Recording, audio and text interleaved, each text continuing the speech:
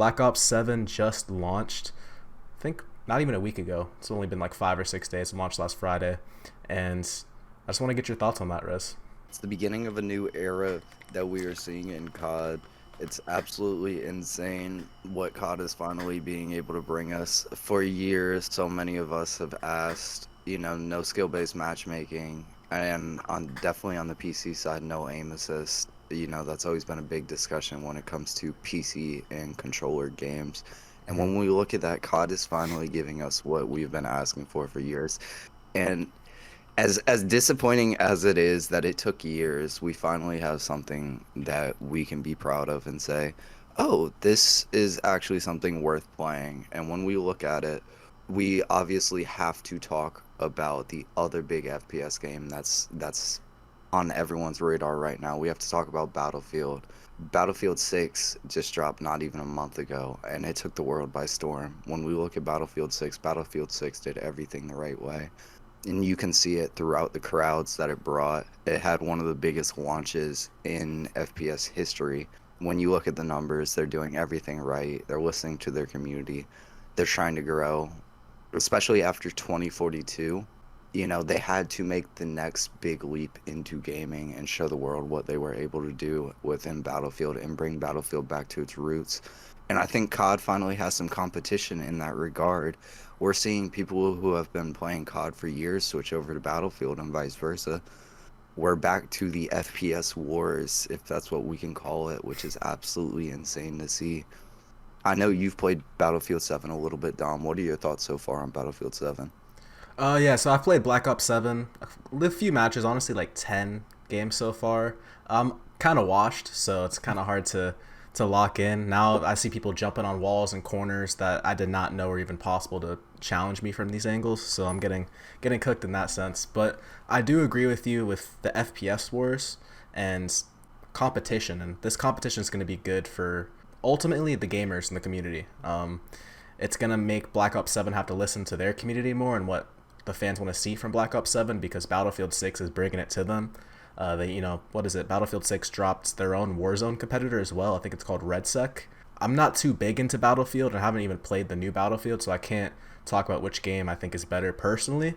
For me, that has to be Black Ops 7 because I haven't even played Battlefield 6.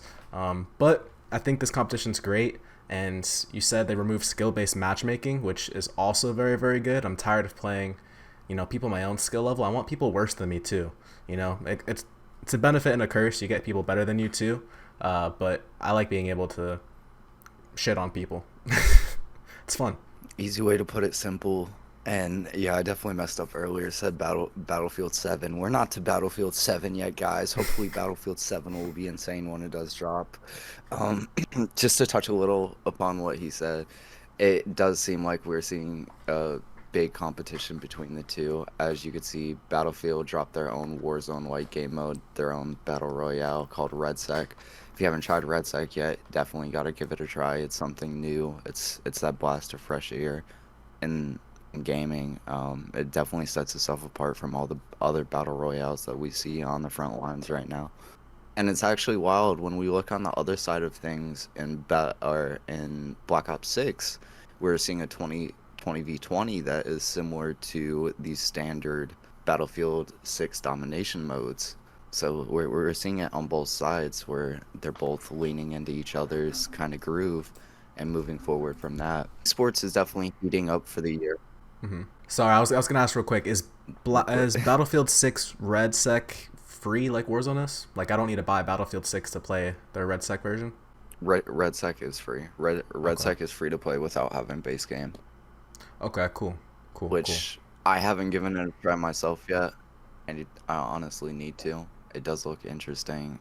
From what I've seen, it's one of the first full-on warfare battle royales that we're seeing. The actual adversity that we're seeing with the amount of vehicles that are in it, the amount of weapons, and just the different way of playstyle from the other battle royales is really setting it apart. So I kind of want to continue this conversation with Black Ops 7 and Battlefield 6, and really ask the question: did Call of Duty, did Black Ops 7 do enough this year to maintain its reputation? I think that's a question that's left to be seen. I think we'll still have to wait to see how the year progresses. As of right now, I think Black Ops 6 had an amazing launch. The only things, in my opinion, that didn't go so well are the campaign. I think the campaign is something they need to tone back and really listen to the community. When we talk about we want boots on the ground, when we talk about we want the OG style Call of Duty, that is one of the main things we're talking about. The campaign is what feeds into the story of the game. If you can set a campaign, that's a good campaign again. That, as much as people don't like to talk about it, that's what set the direction for most of the other CODs. When you look at the original Modern Warfares, yes, the multiplayers were amazing, but what does everyone talk about? The campaigns. When you look at the original Black Ops 1, Mason! Mason! Mm-hmm. Yeah, Mm-hmm. y'all know what I'm saying. You think about the campaign. Yes, Black Ops 2 strayed away a little bit, but then we get back to Ghost. Underrated campaign. Yeah. Let's talk about that real quick. JK, JK. We're talking about BO6. We're talking about BO6, guys. BO7, BO7. JK.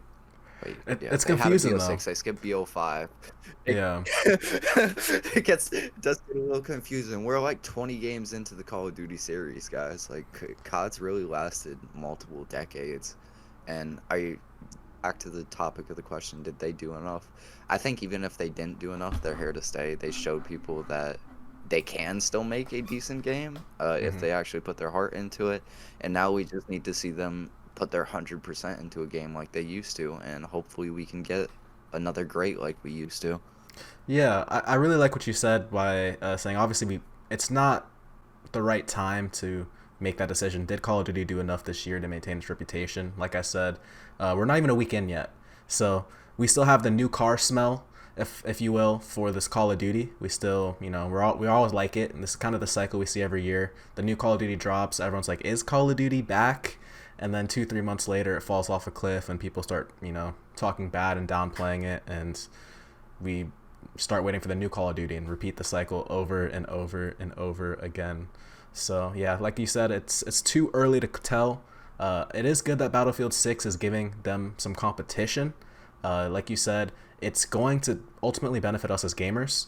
And what I really like too with this new Black Ops 7, and I think you mentioned it to me, is the green screen maps they added, which I think honestly is a good addition. The green And screen maps are definitely really interesting.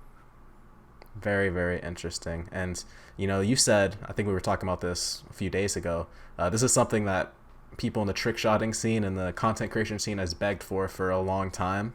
And it's finally here. It's going to make editing and the lives of creatives, designers, everyone, much, much easier. So I'm excited for that. And I still want to continue this talk with Black Ops 7 and transition more from, multiplayer more to esports. And this is something I kind of want you to kind of lead the discussion on. We saw that Atlanta Faze is now the Vegas Faze or Faze Vegas. Interesting transition. I know Atlanta was kind of the home base for Faze for all of their esports, and now they transitioned to Vegas. What do you think about that? I think they're going where the money goes. They're doing what any smart business does. As bad as it is for the fans that they do have in Atlanta, as we saw during COVID, Atlanta really took a step back away from trying to make themselves the home of esports. And when we look at the bigger picture in esports, we need to realize for esports to keep on growing, we need to keep on bringing new fans into this and just new strategies to continue growth throughout esports. When you are looking at what FaZe is doing, even if it is as simple as a relocation, they're now bringing in new fans from a new fan base, which is Vegas. Which, Vegas has had its fair share of other pro esports teams in the past. They've hosted, as I'm pretty sure, the Vegas Inferno. I Mm-hmm. think that's what they're called. Yeah. They were operating out of the Overwatch League at one point. Vegas has its history of esports, and now it's on Faze to bring them the recognition that they need. Vegas is a sports town, as we've seen in traditional sports with the hockey championships. The NBA currently talking about relocation of a team there. Even when we look at in the WNBA, the Aces, one of the best teams in the league in the WNBA, Vegas is a sports city, and Faze is honestly a perfect fit for that when you look at what it means in terms to embody what the city is. I agree. I think Vegas, when you mentioned it being a sports town, it's definitely a hot sports market. A lot of teams and all different kinds of leagues are currently trying to move to Vegas. I think another one being the Oakland A's in baseball trying to move to Vegas. And we just see it every year now in every sport, not just esports. Vegas is kind of growing as a hub for sports, and it makes sense from a variety of perspectives, but the main one being people like going to Vegas to obviously go on vacation, and it's a good destination for fans of other teams that want to see their team play against the Vegas team. And then in terms of esports, it's a great destination because we all know in Call of Duty and the CDL, you host one event a year in your city, if you choose to host, and they're already hosting a new event in Vegas this year.